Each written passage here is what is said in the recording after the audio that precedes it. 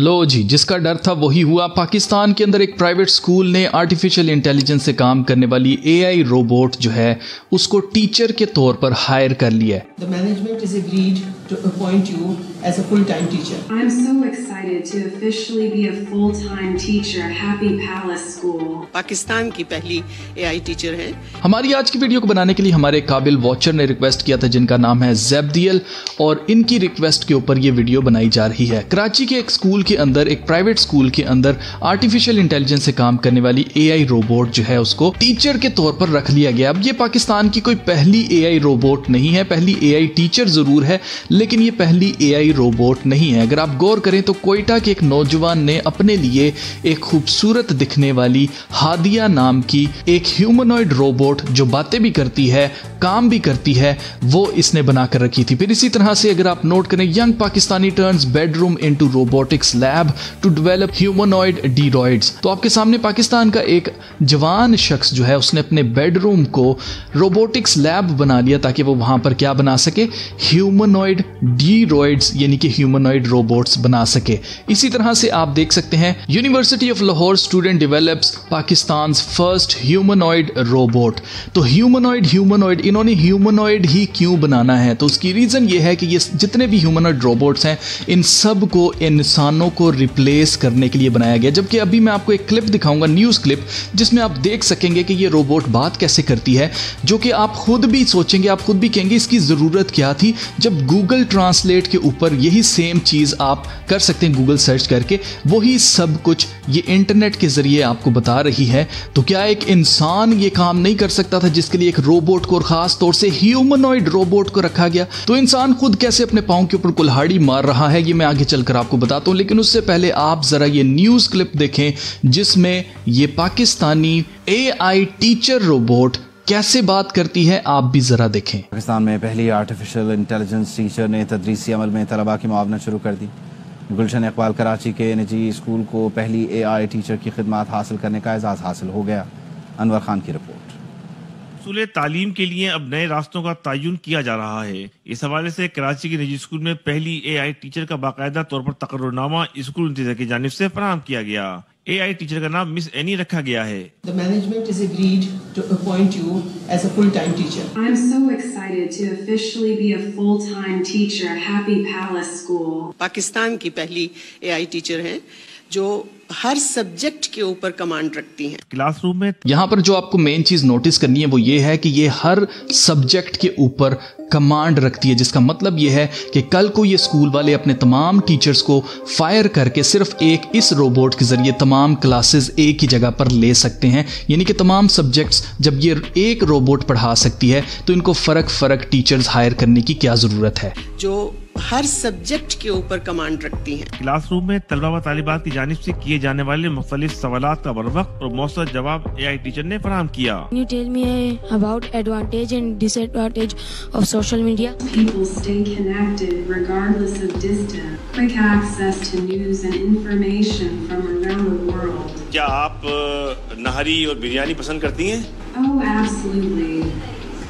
आप नोट करें कि कितनी घटिया रोबोट यहाँ पर हमें दिखाई जा रही है, जो कि सिर्फ अपना मुंह जो है वो नाम में हिलाई जा रही है। हर जवाब के ऊपर इसका मुंह सिर्फ नाम में हिलता है, इधर से उधर हिलता है, और एक बाजू जो है ना इसका मेल फंक्शन सा हो रहा है, जैसे कि वो बार बार ऊपर होता है फिर नीचे गिर जाता है। आप नोटिस कीजिएगा इस चीज़ को कि ये साइकोलॉजिकली भी बच्चों के लिए कितनी ख़तरनाक चीज़ है कि उनके जहन के अंदर सबकॉन्शियसली हर चीज़ को लेकर ना करना आएगा। Nahari is so rich and flavorful, and biryani is just the perfect blend of spices and rice.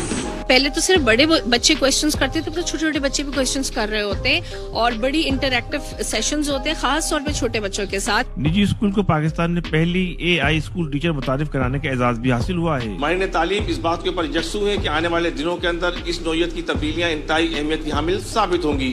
Cameraman Mohsin Shabbir के साथ अनवर खान, AR। मेरे ख्याल से यहाँ पर जितने भी बच्चे बैठे हुए इन सबके पेरेंट्स को इस इवेंट को बायकॉट करना चाहिए और इस रोबोट को रिमूव करवाने की दरखास्त करनी चाहिए स्कूल को। उसकी रीज़न ये है कि ये जितने भी बच्चे यहाँ पर बैठे हुए हैं जो कि कल का मुस्तकबिल है पाकिस्तान का, इनमें से ही किसी बच्चे ने कल को डॉक्टर बनना है, इंजीनियर बनना है, नर्स बनना है, पायलट बनना है और डिफरेंट फील्ड्स के अंदर इन्होंने खिदमात सरअंजाम देनी है। लेकिन आप नोट करें कि जब रोबोट्स तमाम जॉब्स ले लेंगे तो आगे इनका कोई फ्यूचर नहीं है। इनको स्कूल आप भेज ही क्यों रहे हो? क्योंकि आगे इनके पास कोई जॉब नहीं होगी। और ये मैं अपने पास से नहीं कह रहा हूं, इलॉन मस्क ये बात कह चुका है कि कैसे इंसानों को यूनिवर्सल बेसिक इनकम पर गुजारा करना पड़ेगा। आप जरा ये क्लिप देखें। There will be fewer and fewer jobs that a robot cannot do better. What to do about mass unemployment? This is going to be a massive social challenge. यहाँ पर इलॉन मस्क ये कह रहा है कि बहुत ही कम ऐसी जॉब्स होंगी जिनको आर्टिफिशियल इंटेलिजेंस सही से नहीं कर पाएगी, जिसके लिए इंसानों की ज़रूरत होगी, लेकिन वो बहुत ही कम जॉब्स होंगी। यानी कि ज़्यादातर जॉब्स जो हैं वो आर्टिफिशियल इंटेलिजेंस ले लेगी। And I think ultimately we will have to have some kind of universal basic income.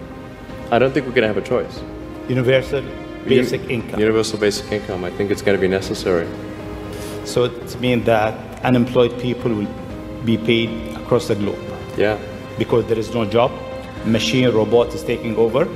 That's simply and I want to be clear that these are not things that I think that I wish would happen. These are simply things that I think probably will happen. कि इस तरह के schools जो हैं वो अपने defence में क्या कहते हैं, वो कहते हैं कि जी हम तरक्की कर रहे हैं, प्रोग्रेस कर रहे हैं, और प्रोग्रेस के नाम के ऊपर वो क्या कहते हैं कि अगर हम वक्त के साथ नहीं चलेंगे, इस तरह की एडवांसमेंट्स जो हैं उनको, इस तरह की टेक्नोलॉजी को एक्सेप्ट नहीं करेंगे तो हम पीछे रह जाएंगे, हम तरक्की नहीं कर पाएंगे, हमारा मुल्क पहले ही तरक्की नहीं कर रहा। इस तरह की चीज़ें बताई जाती हैं कि जी ये सिर्फ और सिर्फ टीचर्स की हेल्प के लिए, जबकि ये किसी टीचर की हेल्प के लिए नहीं है, बल्कि ये उनकी जगह रिप्लेस करने के लिए लाई गई है। अजीजों, टीचर कोई आंसर क्वेश्चन वाली मशीन नहीं होता है कि उससे आप कोई भी सवाल करें तो वो आपको सही सही जवाब दे। टीचर एक रूहानी बाप या माँ होती है जो कि हर एक बच्चे को उसकी कैपेबिलिटी के मुताबिक उसको जानती है। गो कि आज इतने अच्छे टीचर्स मौजूद नहीं हैं, लेकिन इसका ये हरगिज मतलब नहीं है कि जो टीचर्स खिदमत कर रही हैं वो कि क्वेश्चन आंसर वाली मशीन है। उनका जो ताल्लुक होता है अपने स्टूडेंट्स के साथ वो एक रूहानी कनेक्शन होता है जो कि हमेशा तक रहता है। मुझे अभी भी अपने टीचर्स याद है, उनके नाम याद है और मैं उन सब की आज भी रिस्पेक्ट करता हूं। कहीं पर भी अगर वो मुझे दिख गए तो मैं उनको सलाम ज़रूर करूंगा और उनकी इज्जत ज़रूर करूंगा, क्योंकि उन्होंने मेरी ज़िंदगी बनाने में बहुत बड़ा किरदार अदा किया है। आप खुद सोच कर देखें कि इन AI रोबोट्स का इन बच्चों के साथ क्या कनेक्शन होगा। कोई इमोशनल, कोई स्पिरिचुअल इनका कनेक्शन नहीं होने वाला है। अब देखा जाए तो इस तरह की ह्यूमनॉइड रोबोट्स बनाए ही क्यों जा रहे हैं? तो इसका मकसद है इंसान को गुलाम बनाना, यूनिवर्सल बेसिक इनकम के ऊपर लेके आना, ताकि इंसान जो है वो डिपेंडेंट हो जाए हुकूमत का कि जनाब वो उनको खाने पीने के लिए दे। तो इस स्टेज पर ये तमाम इंसानों को क्यों लेके आना चाहते हैं? उसकी मेन रीज़न है मुखालिफ मसीह, क्योंकि उसने अपनी छाप लगानी है हर एक आज़ाद, गुलाम, अमीर, गरीब, छोटे बड़े के माथों के ऊपर या उनके राइट हैंड के ऊपर। अगर आप सेल्फ सफिशेंट होंगे, अगर आप खुद से कमाएंगे, अगर आप इज्जत से ज़िंदगी गुजार रहे होंगे तो आप आसानी से उसका इनकार कर सकते हैं। लेकिन जब आपको ये पता होगा कि आप डिपेंड करते हैं मुखालिफ मसीह के ऊपर कि वही आपको खाने के लिए दे, वही आपको रहने के लिए जगह दे, तो आपको चाहते ना चाहते हुए भी उसकी छाप लेनी पड़ेगी। इस तरह का प्लान जो है वो बनाया जा रहा है तमाम कुल इंसानियत को गुलाम बनाने के लिए, ताकि कोई भी इनके आका यानी कि मुखालिफ मसीह को इनकार ना कर सके उसको अपना खुदा मानने के लिए। तो ये सारा प्लान है जी जिसके पीछे ये सब कुछ किया जा रहा है। अफसोस की बात यह है कि पाकिस्तान के जो स्कूल्स हैं उनको इतना विजन है ही नहीं, उनको पता ही नहीं है कि खुदा के कलाम में प्रोफेसीज क्या हैं, जिसकी वजह से वो इस तरह की चमक धमक में आ रहे हैं। और ये सब कुछ तमाशा है। मैं आपको बताना चाहता हूँ ये सब कुछ तमाशा है। जहाँ कहीं पर भी तमाशा लगेगा वहाँ पर भीड़ होगी, जितनी ज़्यादा भीड़ होगी उतना ज़्यादा बिजनेस होगा। तो ये स्कूल्स जो हैं वो सिर्फ बिजनेस को देख के सेल्फिश हो चुके हैं। इनको कोई परवाह नहीं है कि आपके बच्चे का क्या फ्यूचर है, इनको कोई परवाह नहीं है कि मुल्क का क्या बनेगा। इनको सिर्फ परवाह है तो इस चीज़ की कि हमारे स्कूल में कितने बच्चे आए इस आर्टिफिशियल इंटेलिजेंस रोबोट से पढ़ने के लिए। अजीजों, शुरू में यही कहा जाता है कि जी नहीं, ये तो सिर्फ टीचर्स की मदद के लिए, लेकिन अगर आपको याद हो तो ईस्ट इंडिया कंपनी ने क्या किया था, इंडिया आए थे ये बिजनेस करने के लिए और फिर बाद में इन्होंने इंडिया के ऊपर कब्जा कर लिया था। इसी तरह से अजीजों, शुरू में हमें यही बताया जाएगा कि नहीं नहीं, ये तो सिर्फ हमारी हेल्प के लिए है, हम कौन सा इनको जगह दे रहे हैं इंसानों की, और आहिस्ता आहिस्ता आप देखेंगे कि हर जगह आपको सिर्फ रोबोट्स ही दिखाई देंगे और इंसानों की नौकरियां इंतहाई बेदर्दी से छीन ली जाएंगी। सो गाइस, ये न्यूज हमें बता रही है कि वक्त कितना ज्यादा नजदीक आ चुका है जब मुखालिफ मसीह बस सामने आने ही वाला है, और जब वो दुनिया के सामने आएगा तो आखिर में उसने क्या करना है, पहले 3.5 साल तक वो अच्छा बनेगा, बाकी जो उसके 3.5 साल हैं उसमें उसने खुद को खुदा डिक्लेयर करना है कि देखो जी, मैं तुम्हें खाने पीने के लिए देता हूं, मैं ही तुम्हारा मालिक हूं, मैं ही तुम्हारा खुदा हूं, मुझे सजदा करो, मेरी परस्तिश करो। जो उसकी परस्तिश नहीं करेगा उसका सर कलम किया जाएगा, उसको कत्ल किया जाएगा। तो लोग डर से क्या करेंगे, उसकी परस्तिश करेंगे और डर से उसकी छाप अपने ऊपर लेंगे। लेकिन जो लोग भी अपने ऊपर उसकी छाप लेंगे, उसको अपना खुदा मानेंगे, उनको दिन रात जमीन के ऊपर जब तक वो जिंदा होंगे चैन नहीं मिलेगा, और जब वो मर जाएंगे तो उनको हेल में डाला जाएगा, क्योंकि खुदा ने हमें सालों पहले, बल्कि हजारों सालों पहले हमें बता दिया है कि आगे फ्यूचर में क्या होने वाला है। और हम सब ने मुखालिफ मसीह की छाप नहीं लेनी है।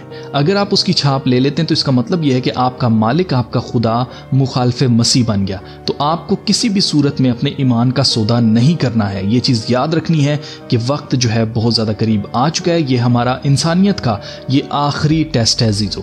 इसके बाद खुदा की बादशाहत ने जमीन के ऊपर कायम होना है। तो ऐसे में जो कोई भी यीशु मसीह के बारे में नहीं जानता वो यीशु मसीह के बारे में जाने, क्योंकि यीशु मसीह ने कहा कि राह, हक और जिंदगी मैं हूं, मेरे वसीले के बगैर कोई भी बाप के पास नहीं जा सकता।